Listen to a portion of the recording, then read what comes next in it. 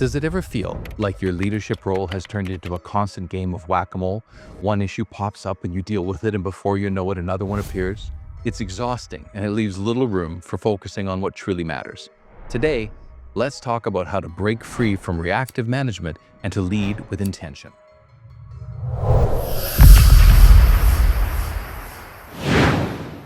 Being stuck in reactive mode is one of the most common challenges for school leaders.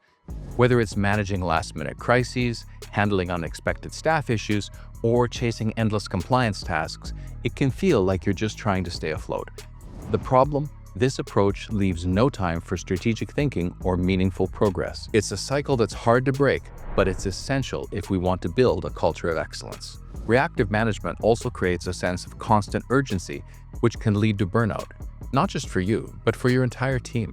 When leaders are overwhelmed, it trickles down to teachers and staff, making it even harder to achieve long-term goals. Have you ever ended a week wondering where all your time went and feeling like nothing truly meaningful got done? That's the trap of reactive management. I once worked with a principal who was constantly putting out fires.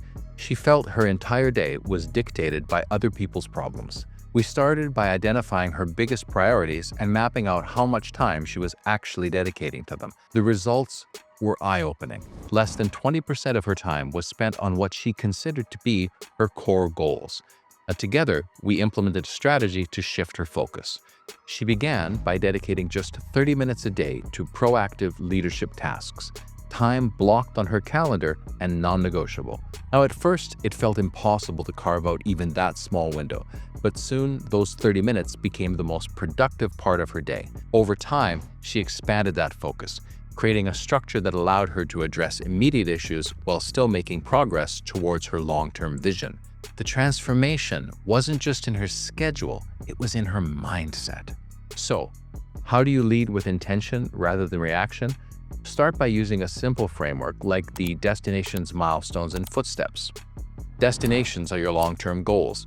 Milestones are the measurable points of progress along the way, and footsteps are the actionable steps that can take you there right now. Now, here's how to apply it. Identify your top 3 priorities for the school year.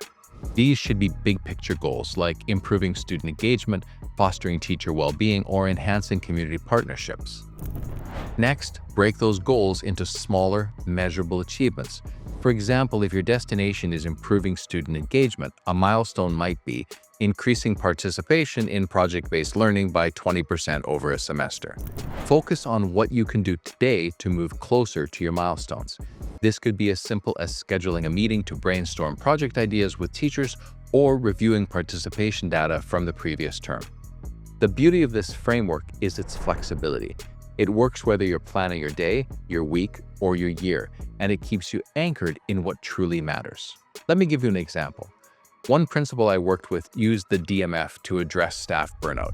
Her destination was creating a culture of well-being amongst teachers. A key milestone was implementing monthly professional wellness conversations. The footsteps included training her leadership team to facilitate these conversations and scheduling time for each teacher to participate. The impact was profound. Not only did staff report feeling more supported, but teacher retention was improved significantly. By aligning her actions with her long-term vision, she was able to make a tangible difference without adding more stress to her own plate.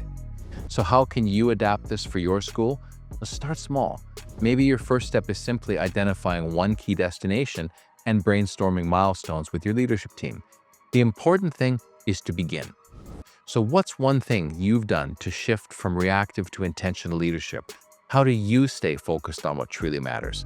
Share your thoughts in the comments, and if you'd like more ideas on using destinations, milestones, and footsteps to lead with clarity, feel free to download my detailed white paper. The link is in the description.